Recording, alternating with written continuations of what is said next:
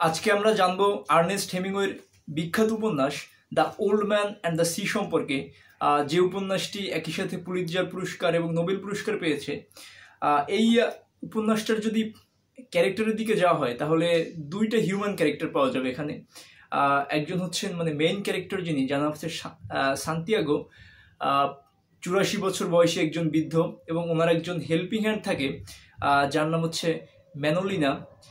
উপন্যাসটার কাহিনীটা আসলে এই রকমের যে এই যে সান্তিয়াগো যে ওল্ড ম্যান বলতে ওল্ড ফিশারম্যান, তিনি আসলে মাছ ধরেন, এবং এই যে ম্যানোলিনা ওনাকে হেল্প করতো।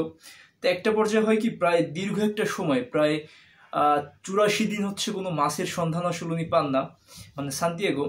তো এই একটা দীর্ঘ একটা সময় কোনো মাছ না পাওয়ার জন্য ওনার আশেপাশের লোকজন ওনাকে ভৎসনা করতে থাকে এবং ওনাকে দুর্ভাগা বলতে থাকে, এবং এই কারণে মূলত ওই যে হেল্পিং হ্যান্ডটা ছিল ম্যানোলিনা, ওর বাবা মা ওকে ওই বৃদ্ধ লোকের কাছ থেকে ছাড়িয়ে নেয় এবং অন্য একটা নৌকে দিয়ে দেয়। কিন্তু তারপরেও আসলে এই যে বালক এবং বৃদ্ধের মধ্যে একটা ভালোবাসার বন্ধন আসলে কাজ করে, যেটা উপন্যাসে দেখা যায়।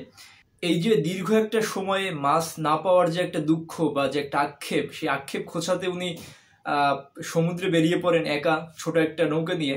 তো একটা পর্যায়ে গিয়ে দেখা যায় যে উনি একটা মাছ পান, বিশাল আকৃতির একটা মাছ, যেটার আকৃতি হচ্ছে প্রায় 18 ফুট।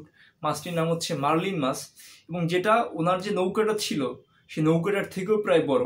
স্বাভাবিকভাবে এটাকে উনি সামলাতে হিমশিম খায়। প্রায় 3 দিন ফাইট করার পরে, প্রায় অবাঞ্ছিত পরিশ্রম করার পরে উনি মাছটাকে বাগে নিয়ে আসেন, এবং একদম চূড়ান্ত বাগে নিয়ে আসার সময় উনি হচ্ছে মাছটাকে বর্ষা দিয়ে আঘাত করে এবং নৌকার সাথে বেঁধে নেয়। তো ওইখানে একটা ভুল করেন এই বৃদ্ধ লোক, যে সেটা হলো যে ওই যে আঘাত করছেন মাছটাকে, সেই মাছের রক্ত হচ্ছে সমুদ্রে যেতে থাকে।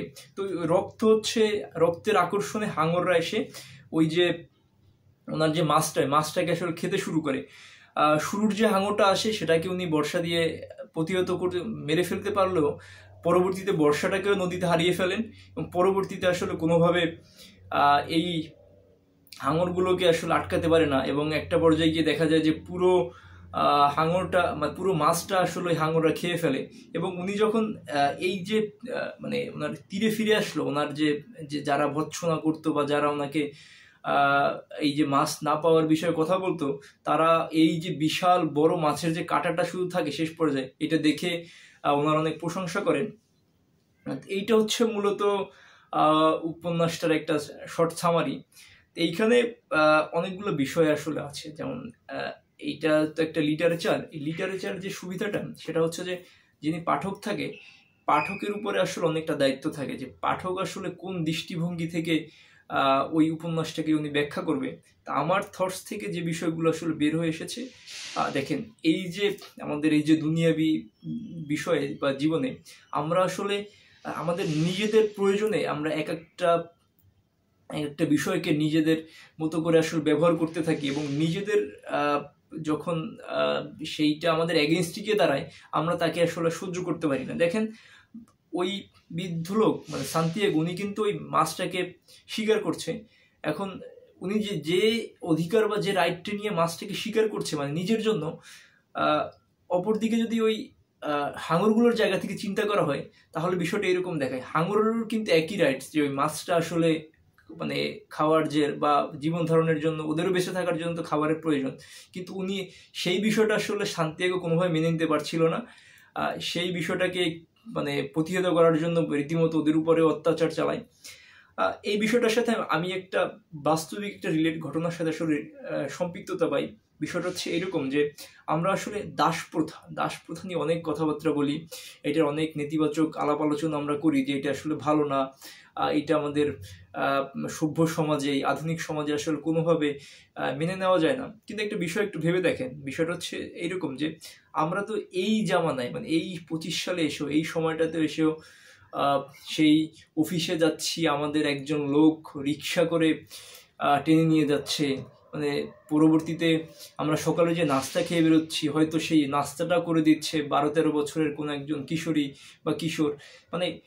এইটাও কি একটা দারুণ ইন্টারেস্টিং বিষয় না যে আমরা, এটা তো আসলে বলা যায় যে দাস প্রথার বা একটা মডার্ন একটা ভার্সন।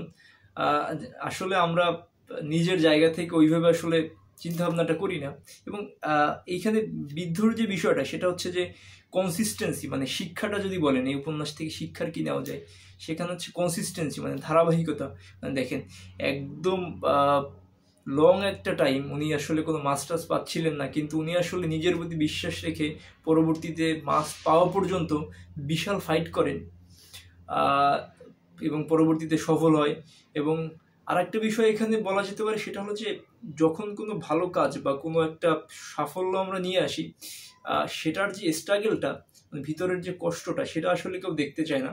দেখেন একটা সময় মাস না পাওয়ার জন্য ওই সান্তিয়াগোর আশেপাশের যে লোকজন ছিল তারাই কিন্তু ওনাকে সমালোচনা করতেছিল। পরবর্তীতে উনি যখন ওই যে মাছটা যদিও নিয়ে আসতে পারেনি, কিন্তু মাছের যে কাঁটাটা, সেই কাঁটাটা ফেরত নিয়ে আসে, তখন ওনার বীরত্বের প্রশংসা করে অনেকে। কিন্তু এই মাছটা ধরতে গিয়ে যে উনি 3-4 দিন প্রায় তুমুল ফাইট করেছে, খাবারের সংকটে ভুগেছে, পানির সংকটে ভুগেছে, সেইটা আসলে কেউ জানার চেষ্টা করে না। তো এইটা হচ্ছে মোটামুটি এই উপন্যাসের বিষয়বস্তু। আরেকটা বিষয় উপন্যাসের সাথে যদিও প্রাসঙ্গিক না, তারপরেও বলে রাখি, মানে এই যে উপন্যাসটা হচ্ছে ইংলিশে একদম পুরোটা। এখন যে বিষয়টা হয়েছে এটা একটা আমার ব্যক্তিগত সমস্যা, এবং মনে হয় যে বেশিরভাগেরই এই সমস্যায় ভোগেন। বিষয়টা হচ্ছে এরকমের যে ইংলিশে তো মানে আমি শুরুতে তেমন কিছু আসলে বুঝতে পারি নাই, মানে I am not good at English. পরবর্তীতে এটার সম্পর্কে কয়েকটা আলোচনা শুনলাম, মানে লাইভ আলোচনা, যারা অলরেডি বইটা পড়ছে তাদের কাছ থেকে শুনলাম। পরবর্তীতে এটার বাংলা ভার্সনটা পড়লাম এবং এটার সম্পর্কে নানা তথ্য সংগ্রহ করলাম। এরপরে প্লাস হচ্ছে এর মুভিটা দেখলাম। এরপরে মোটামুটি আমার একটা ধারণা আসছে উপন্যাসটা সম্পর্কে, বুঝতে পেরেছি। এইখানে একজন মনীষী আসলে বলেছিলেন যে ভাষাগত যোগ্যতা ছাড়া, মানে আমি যেহেতু ইংলিশ বুঝি না বা কম বুঝি, আমি কিন্তু দেখেন আমি মনে করেন যে চাইনিজ বা জাপানিজ সম্পর্কে চিন্তা ভাবনা বা ওদের সম্পর্কে ভাববো বা ওদের সম্পর্কে কিছু জানার চেষ্টা করব। কারণ আমার সর্বপ্রথম যে কাজটা করতে হবে সেটা হচ্ছে যে ভাষাকে আয়ত্ত করা। যে বিষয়টা সম্পর্কে আমি জানি না, মানে ভাষা যদি না জানি, তাহলে ওই সম্পর্কে আমার চিন্তা ভাবনা তো ওর বাইরে যাওয়া পসিবল না, মানে একটা নির্দিষ্ট গণ্ডির ভিতরে আসলে আটকে থাকে। তো সেই দৃষ্টিভঙ্গি থেকে যে ভাষাগত যোগ্যতা আমাদের বাড়ানোর দরকার আছে এই যে মডার্ন যুগে বিশ্ব সাহিত্য বা বিশ্বকে জানতে হলে। তো এই হচ্ছে মোটামুটি আজকের আলোচনা। ধন্যবাদ সবাইকে। আল্লাহ হাফিজ।